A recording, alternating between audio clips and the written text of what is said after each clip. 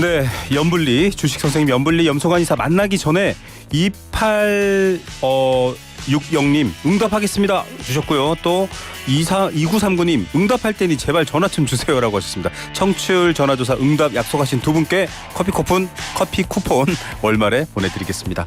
자, 경제도 정치도 조금 어수선하지만 길잡이 잘 만나면 걱정 없습니다. 염승환 이베스트 투자증권 리테일 사업부 이사 연결돼 있습니다. 이사님 안녕하십니까? 네, 안녕하세요. 제롬 파월 의장이 금리 글쎄 계속 고금리일 것 같은데 같은 뉘앙스의 발언으로 또 난리 나겠다 싶었는데 의외로 또 증시는 잠잠하다 이런 평가도 나오고 있습니다. 어떻게 보고 계십니까? 네, 뭐 미국 증시 같은 경우는 오늘 이제 약보합권에 좀 마감을 했는데 이제 매파적 발언을 했죠. 사실 그동안 좀 약간 비둘기적으로 얘기를 했는데 네. 일단 파월 의장이 좀 말을 바꿨죠. 왜냐하면 1, 2, 3월 4개월 연달아서 미국 물가가 본인 예상보다 좀 높게 나왔거든요. 네. 그러다 보니까 연준자 입장에서도 금리 인하에 대해서 약간 더 후퇴하는 듯한 이제 금리 인하가 밀릴 것이라는 이제 발언을 했고, 근데 이게 시장이 뭐 크게 악재가 되지 않았던 게 이미 시장 그걸 반영을 하고 있었거든요. 네네. 연준 의장 말하기 전부터도 이제 6월이 아니라 9월에 인하하겠구나. 이거를 어느 정도 선반영한 상황에서 그냥 확인하는 정도였기 때문에 네. 시장에 큰 악재는 아니었고, 거기다가 요새 또 나왔던 얘기가 금리 인상하는 거 아닌가 이 네. 얘기까지 나왔거든요. 근데 맞습니다. 이제 연준 의장은 그 선을 그었어요. 금리 인상은 할 가능성이 없다라고 언급을 네. 했고, 왜냐하면 이제 연준 의장이 지금 신경 쓰는 건 미국의 고용이거든요. 네. 근데 미국 고용 지표가 뭐 미세하지만 조금씩은 둔화되는 건 사실이거든요. 그러다 보니까 여기서 이제 기준금리를 또 올려버리면 그게 경기에 좀 찬물을 끼얹을 수 있거든요. 네. 그래서 물가가 너무나 뭐 이렇게 오르면 또 할 수도 있겠지만 그런 상황만 아니라면 어쨌든 금리 인상 가능성도 높지 않다. 그래서 인하도 인상도 아니라 그냥 좀 장기간 동결하겠다라는 식으로 발언이 나와버린 거죠. 그러니까요. 예, 그래서 시장에서는 이 부분에 대해서 어느 정도 인지를 하고 있었기 때문에 뭐 악재로 작용하진 않았다. 그래서 오늘 미국 증시는 일단 혼조세로 좀 마무리됐고, 예. 그리고 이 IT 쪽, 뭐 반도체 쪽으로 약간 저가 매수들이 들어오면서 시장의 추가 하락은 좀 저지가 됐다라고 보시면 좋을 것 같습니다. 네, 파월의 입을 보기 전에 이미 여러 지표들이 그렇게 나왔기 때문에 좀 예상하고 있었다. 뭐 증시는 늘 선반영하고 발빠르게 움직이니까요. 그런 것도 있었고. 이사님 궁금한 게 있습니다. 지금 사실 전 세계적으로 좀 막 힘들다라는 얘기도 나오고 정세 불안도 나오고 하고 있는데 미국만 나홀로 호황이다. 이런 표현들이 기사에 많이 등장해요. 그러면 기사 읽으시는 분들은 아니 미국 경제가 좋다는데 그러면 이거는 어떤 상황이지 궁금해하거든요. 어떻게 보십니까? 미국 경제가 실제로 지금 뭐 계속해서 2022년부터 이제 꺾인다, 침체 온다 이 얘기가 많았는데 지난 2년을 돌아보시면 그 조건은 맞았어요. 뭐냐면 금리가 너무 높게 올라갔잖아요. 네. 근데 저런 고금리에도 경기가 안 부러진 게 사실 이상하거든요. 사실 네. 엄밀히 보면 부러지는 게 정상일 수도 있어요. 왜냐하면 금리가 너무 높기 때문에 수요가 둔화될 수밖에 없거든요. 네. 근데 그렇게 했던 이유는 뭐죠? 수요를 둔화시켜서라도 물가 잡으려고 그런 거잖아요. 그렇죠.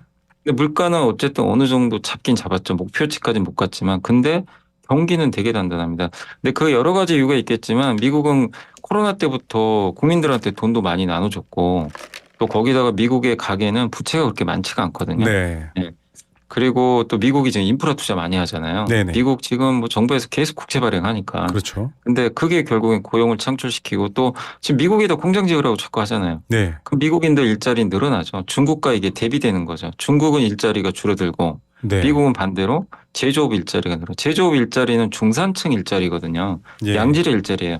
이런 것들이 결국 미국 경제를 되게 우리 생각 이상으로 단단하게 만들었던 거 아닌가. 저는 그렇게 보고 또 여기다가 AI가 이끄는 그 혁신이 기업들의 비용을 줄이니까 기업들의 이익은 또 올라가는데 물론 이건 양날의 검인 게 AI나 이런 빅테크만 좋은 거죠. 어떻게 보면. 네. 다른 업종들은 이렇게 좀 쫓아가지 못하는 상황도 나왔는데 근데 주식시장에는 시총 큰 기업들이 일단 대장이니까 그걸 또 반영을 하잖아요. 예. 그러다 보니까 미국 경기는 저도 그렇지만 생각한 것 이상으로 좀 견조했다. 그래서 코로나 이후로 우리가 생각하는 뭐 그런 이제 경제학에서 나오는 이런 공식이나 이런 게 잘 안 맞아요. 네. 세상이 정말 많이 바뀌었는데 맞습니다. 또 어쨌든 그런 공부를 할 수밖에 없는 것 같아요. 그냥 네. 고정관념을 무조건 버리시고 그 미국 경제가 지금 강한 이유도 이런 것 때문이다라고 보셔야 될 텐데 다만 이게 계속 유지가 될까 그거를 이제 우리가 또 계속 고민을 해봐야 되겠죠. 그렇습니다.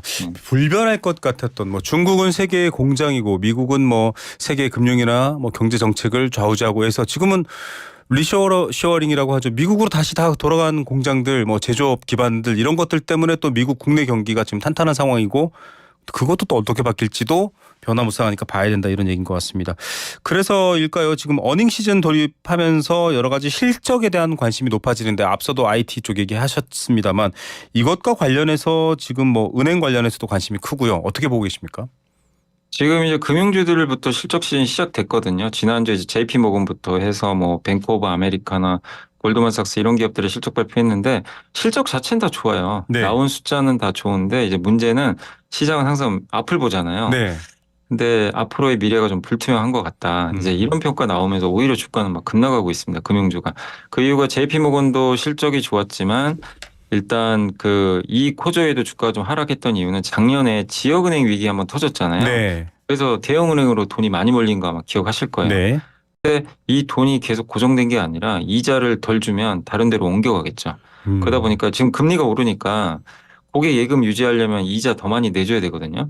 그러니까 이제 그 이자 지급에 대한 이제 오히려 은행 입장에서 이게 비용이잖아요. 네. 어떻게 보면. 예. 그러다 보니까 그 부분에 대한 이제 리스크가 좀 커졌고 대손 충당금도 계속 쌓아야 된다고 합니다. 네. 뭐냐면 상업용 부동산 네. 관련 대출 손실이 지금 급증하고 있는데 이게 뱅크 오브 아메리카도 오늘 실적 발표했는데 정말 실적 좋거든요. 근데 예. 주가 급락해 버렸습니다.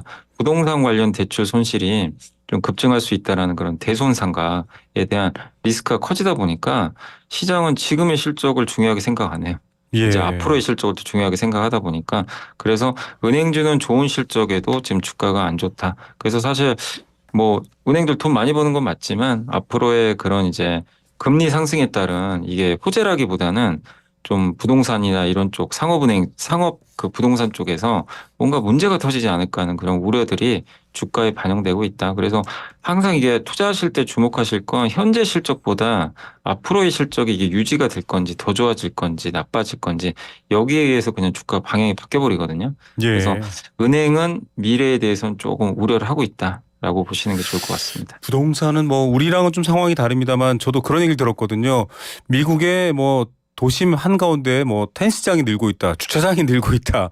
지금 상업용 부동산의 뭐 공실률 이런 것들 때문에 여러 가지 걱정도 나오고 있는 상황인데 거기 관련해서 지금 은행들은 좀 불안함이 있다라는 얘기를 해주셨고 앞서 JP 모건 얘기가 나왔으니까 여쭤볼게요. JP 모건 회장 제이미 다이먼이 8%까지 금리 올려야 된다. 오히려 이런 얘기도 했었거든요.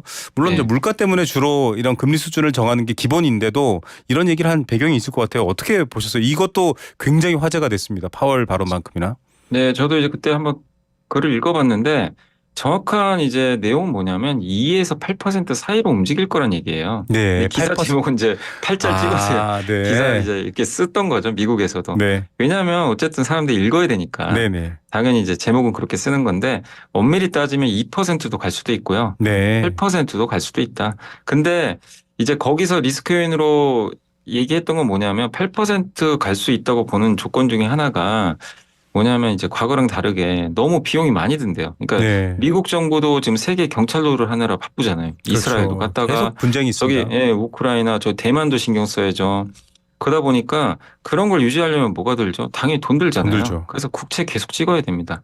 국채를 찍어내면 국채 공급이 들죠. 그러니까 채권 발행을 하면 채권 가격이 떨어지거든요. 근데 금리는 채권 가격과 반대로 가니까 국채를 많이 찍을수록 금리가 올라가요. 네. 그러니까 이제 그런 부분들이 이게 일회성으로 끝날 이슈 아니죠. 네. 또 아까 말씀드린 대로 미국 경기가 좋은 게 자꾸 인프라 투자 많이 하잖아요. 네. 공장 보조금도 줘야 되거든요. 그렇죠. 이번에 삼성이 지금 반도체 이제 투자를 많이 한다고 하니까 구조가 10조 원 가까운 네. 돈 준다 그랬잖아요. 그것도 다 어디 땅 파서 나오는 게 아니잖아요. 재정이죠. 네, 당연히 재정이죠. 세금을 더 걷든가 아니면 채권 발행해야 됩니다. 네. 그러면 이건 과거랑 달라요. 과거랑 다르게 금리가 예전보다 높을 수밖에 없는 거예요. 그거를 얘기했고 또 지정학적 리스크 계속 이어지죠. 네. 이것도 과거랑 다른 점이죠. 그러니까 온갖 부분에서 비용이 많이 드니까 금리가 오를 수밖에 없는 환경으로 가고 또 미국과 중국이 갈등한다는 건 어쨌든 이거 자체로도 비용이 올라가는 거죠. 왜냐하면 중국에서 싸게 만들어서 미국으로 물건 보내는 게 경제학 교과서에 하면 제일 좋잖아요. 네. 근데 그거 안 하잖아요. 지금 미국이. 맞습니다. 예, 미국에서 만들겠다는 거죠. 그러면 일단 비용이 올라갑니다. 그러면 물가는 예전보다 높겠죠. 네. 그러니까 이런 것들 때문에 과거보다 이제 높은 금리가 나올 수밖에 없다.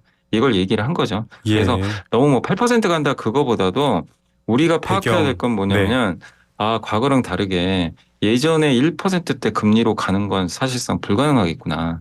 여기에 좀 포커스를 맞추시면 제이미 다이먼 회장이 했던 얘기의 의도를 아실 수 있을 거예요. 그러니까 예전보다는 높은 금리와 고물가가 장기간 이어질 수밖에 없다라는 그런 논리로 좀 바라보시면 좋을 것 같습니다. 예. 근본적인 변화에 대한 설명, 뭐, 역시 YTN 라디오 생생플러스 주식 선생님답게 정말, 예.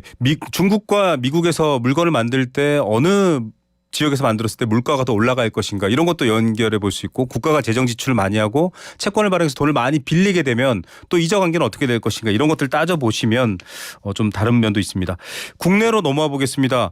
조금 뭐랄까요 혼란스럽기도 합니다. 오늘 지금 보고 있는 건 2584.18 조금 뭐랄까요 2600선도 좀 빠졌네 이런 느낌이거든요. 어떻게 보고 계세요? 사실 오늘 이제 한 2시까지는 괜찮았거든요. 시장 네. 분위기가 나쁘지 않았는데 갑자기 증시가 급락을 해버렸어요. 2시 이후에. 근데 네. 그걸 좀 찾아보니까 내용 중엔 요거밖에 없는 것 같아요. 그 네덜란드 ASML이라고 네. 반도체 장비 회사 있죠. 네, 이 극광. 회사, 네. 예, 노광 장비라고 그러죠. 근데 굉장히 이제 중요한 장비죠. 네. 근데 이 회사 만드는 장비가 이제 회사가 실적 발표를 했는데 좀 네. 예상보다 실적이 좀 부진했어요. 아마 네. 신규 주문 이런 게 좀 예상보다 부진했다고 발표했던 것 같은데 그러다 보니까 지금 잘 나가던 반도체 이거 뭔가 좀 반도체도 이제 꺾이는 거 아닌가? 이런 이제 우려가 커졌던 것 같아요. 네. 그래서 그 부분 때문에 뭐 갑자기 이제 증시가 좀 흔들렸던 것 같고 그래서 오늘 증시가 아쉽게도 2,600을 좀 깨면서 급락세로 다시 한번 좀 마감이 됐는데 실제 이제 이게 나오고 나서 미국의 나스닥 선물도 좀 밀리고 있고요. 그러다 보니까 근데 우리나라는 반도체 비중이 크잖아요. 그래서 네. 오늘 좀 아쉽게도 일단 이 뉴스가 좀 안 좋게 작용하지 않았나 이렇게 보여지고 또 한국을 대표하는 뭐 제조업체인 현대차도 네. 오늘 주가가 3% 이상 좀 빠지면서 그래서 주로 이제 대표 기업들의 주가가 어쨌든 좀 오늘 안 좋게 작용하면서 증시는 좀 빠졌고 다만 코스닥은 중소기업들은 좀 버텨줬거든요. 네. 중형주들은. 그래서 코스닥은 강보합권에 좀 마무리가 됐다. 그래서 아직까지는 시장이 굉장히 좀 약한 흐름이 이어지고 있는 것 같습니다. 예, 좀 뭔가 이렇게 격투기 경기에 맷집을 보는 것 같다는 생각도 들고요. 그래서 사실 삼성전자에 대한 관심도 컸잖아요. 뭐 이제 10만 전자 이렇게 기대하시는 분들도 있었고, 이 정도면 됐다. 이제 차익 실현하고 나가자 이런 분들도 굉장히 많았는데 오늘도 지금 기준으로 보면 일단 8만도 무너졌습니다. 78,900원으로 마무리된 것 같아요.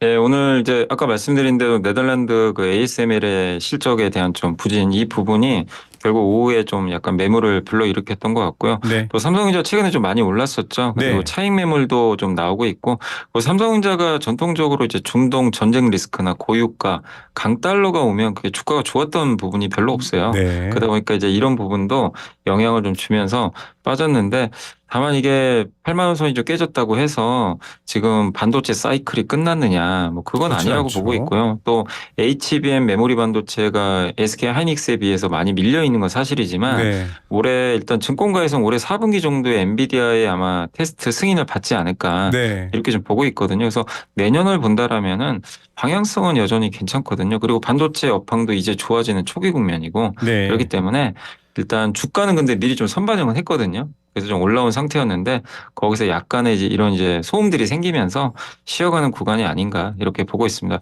네. 다시 8만 원이 깨지면서 삼성전자 주가는 이제 또 평균 이하로 내려왔어요. 과거랑 네. 비교를 해보면 그래서 지금 주가에서는 뭐 너무 염려하실 필요는 없겠지만 역시 뭔가 이 대외 변수라든가 이런 것들이 좀 안정화돼야 다시 한번 주가가 좀 우상향하지 않을까. 그래서 조금의 인내심은 좀 필요한 그런 구간으로 다시 전환이 된 것 같습니다. 네, 투자가 뭐 싼 거 사서 비싸게 만드는 거니까요. 이런 기회 역시 또 기회로 잘 보시면 좋을 것 같고요. 연블리 말처럼 관련한 그 대외 변수 얘기인데 지금 이란 이스라엘 확전은 계속 막고 있는데 불안한 요인들은 있습니다. 방산주 정유주라든지 관련주 얘기 한 1분 정도 정리 부탁드립니다.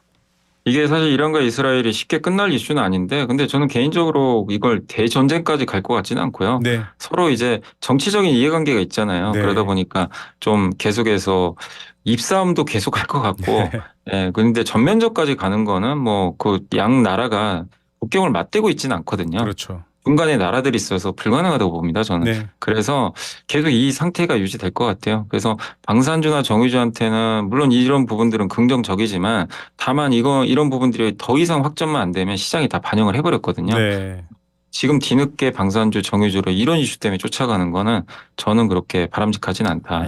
그리고 알겠습니다. 시간이 지나면 좀 안정화되지 않을까 이렇게 생각은 하고 네, 있습니다. 알겠습니다. 모든 것은 변한다라는 오늘의 키워드랑 다 연결되는 것 같네요. 오늘 말씀 감사드립니다. 여기까지 듣겠습니다. 네, 감사합니다. 네, 이베스트 투자증권 염승환 이사였습니다.